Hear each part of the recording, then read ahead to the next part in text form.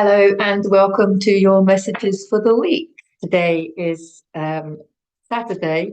I usually do them on a Sunday.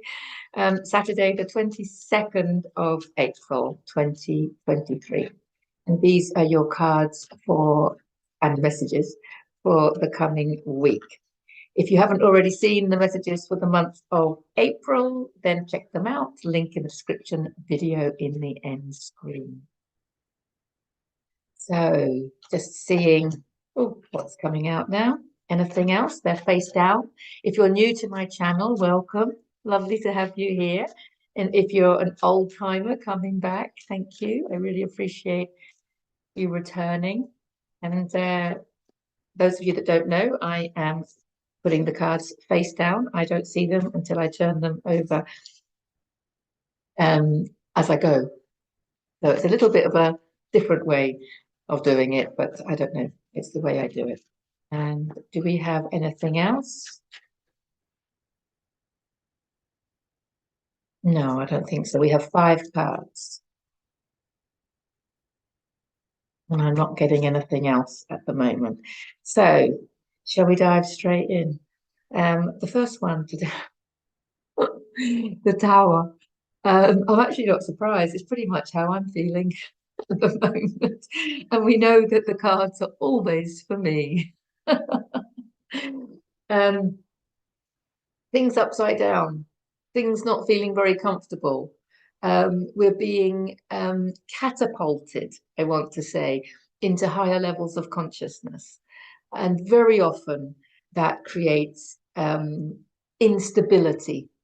The Tower card is a major arcana card. It's a spiritual lesson. It looks like a negative card because things are crumbling and things are coming away. Systems are falling down. It's definitely happening in the collective, whether that be in the banking system or the education system or lots of things going on, the health system. Lots of things are crumbling, or at least parts of them which are not based on divine and a moral basis, I think. But this also, of course, is internal because the outside is a reflection of each and every one of us. The collective is a reflection of each and every one of us. So what needs to come down, what's crumbling, is our own belief system. Okay, so yeah, it's definitely resonating with me. So have you shifted your beliefs lately? Have you had a Tower card moment? Is, look, you see, they're falling out from the Tower. It's typically about disruption and chaos. So there can be disruption and chaos outside in your reality. It could be in your local reality. It could be in the collective reality. But it can also be, as I said, within. So there's some kind of, it's usually belief system whereby you're just like, oh my God, there's a different way of doing things. Oh my God, there's a different way of dealing with situations. Have your beliefs changed? Okay. Are your beliefs crumbling? That's what it's saying. Yes, there we go. We had her, I think, the other week. So this is the realizing that we are creating our own. I want to say, actually, from Sara Landon and the council, one of the teachings that really resonated with me is we create our own suffering when we think we know the best path for another. And there's so many different levels to this. If we're all that part of the universe creating its own reality in some kind of, simulation game or what have you, we just need to focus on our own game and not worry about what games other people are playing.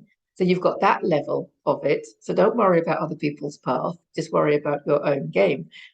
There's also the level of when we stop trying to change other people, and we look for the change within, that letting go of having to control or even having to have an opinion in other people's journeys. I mean, that's really liberating. I mean, she's completely blindfolded because she can't see the truth.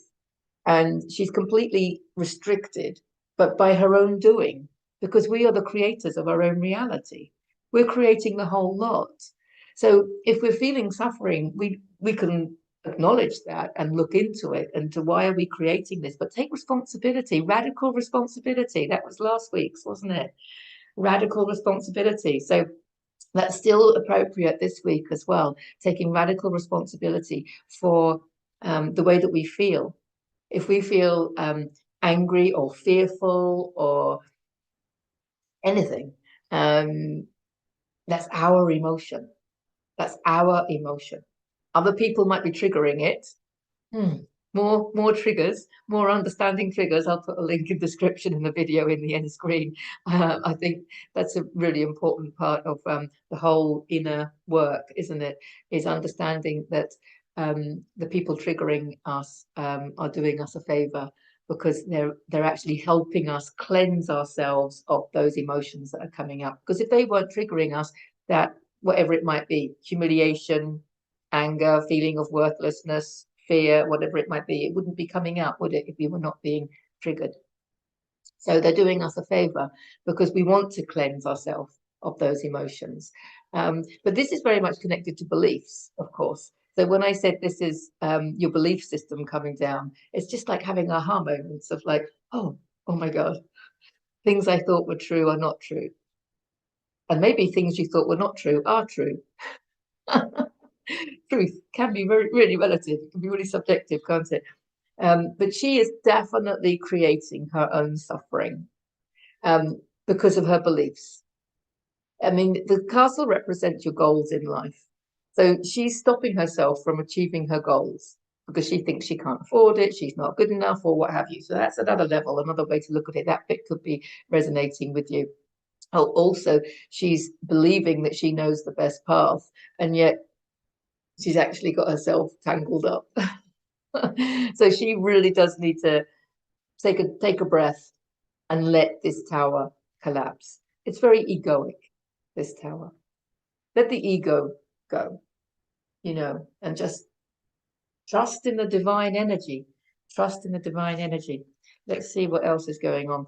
New abundance coming in, opportunities and offers of a new, more abundant way of living. It's Pentacles is there's financial security and abundance attached to it, but there's also the abundance of love.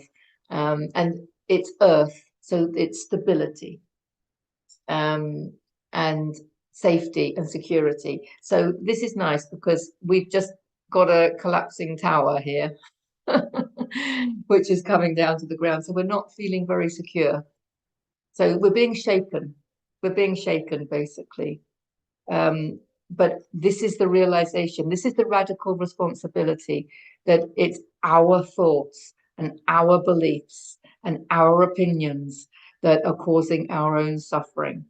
So once we can release all of that, and I'm going to put also in the description and in the end screen how to detach from your thoughts, because these are thoughts. And if your thoughts are stopping you in life, if your thoughts are actually what's stopping your own evolution, which is always the case, actually, on some level, isn't it? Then we need to understand how to let go of the thoughts that are restricting us, and how to let go of all thoughts. If we could just let go of all thoughts, I mean, that's the ultimate goal, right? But to start off with, let's let go of the thoughts that are causing our suffering. Okay, because there is stability coming in, groundedness. So this is basically opportunities to rebuild the tower, but on firm foundation, on loving foundation, on divine foundation, on stable and coming from a good place, grassroots up, that kind of thing. So there's opportunities to do things differently, opportunities to create our abundance of security, health, happiness, joy, and prosperity, I want to say as well. Pentacles is very much connected to prosperity. So we are going to have opportunities, but we have to go in order, remember?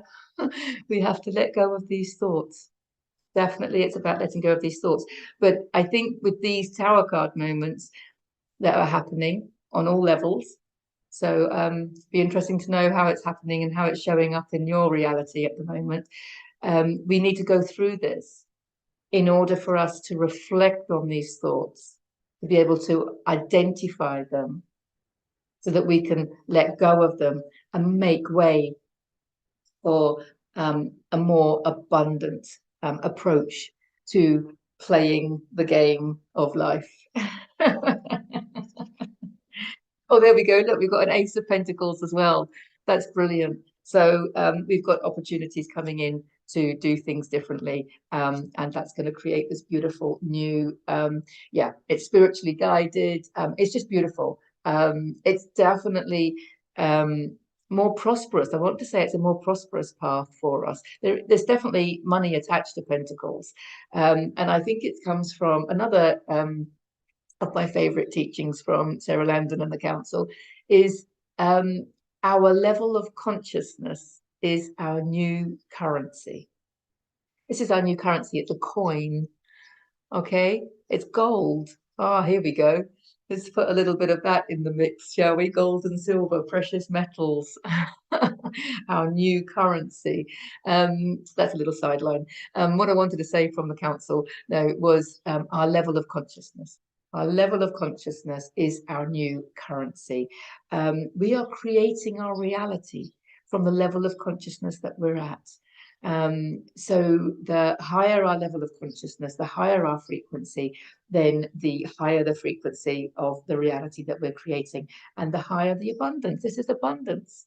It's that financial security and prosperity with the love, the joy, the health, the happiness, and everything else. Not just like in the old paradigm where you make a lot of money but stress yourself out, or you make a lot of money working all the time and you don't have a love life, or you work all the time for money but you don't have good health. I mean, this is why this is coming down.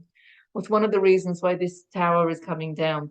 And then all these beliefs, you know, but I need to make money, I need to do this, and I can't do what I love, and all of this. And he's saying, do what you love, go out there, enjoy it. There's prosperity, there's financial security. Don't worry about it, because we are rewarded when we follow our heart. That's just so true. We are rewarded when we follow our heart, because on an energetic level, it shifts us into a new level of consciousness. And that creates everything that we need. Everything that we need comes. We are the creators. We have to trust in that. We have to trust in that. The last card, we've got lack. Lack and limitation. That would have been good if it had come up here, you know, lack of money, lack of positive thinking. But it's coming up at the end, which is interesting, because what it's telling me is that we know this stuff on some level, but we really need to start integrating it into cells of our body. We need to start really embodying these spiritual teachings that our level of consciousness is our new currency. So they are showing lack of health. They haven't got a home. So there's lack of finances there. They're out in the cold. Okay. That it doesn't have to be like that. I'm going to pull one more card, actually. I was actually, when I did my training for tarot, when I did my tarot reading course, they did say if you end on a negative card, you're allowed to pick another. And I don't normally do that, because I usually interpret the cards positively. There's always some positive message in it. But let's see if we have some clarification. Oh, they fell out. I have to take them. They fell out. Okay, we've got some drama as well. So we've got the fives. Okay, Five of Pentacles, a lack and scarcity card, and the Five of Wands is drama. Look, they're not getting on. They're having a little fight. They are actually only children. It's nothing too serious.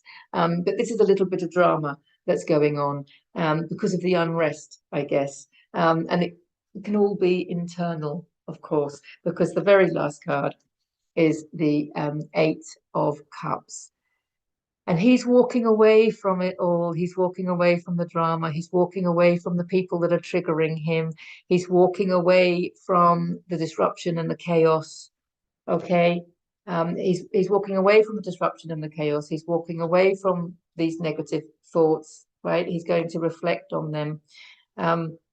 if he's feeling the scarcity and the drama going on, he's just going to go into his cave. There's the fear.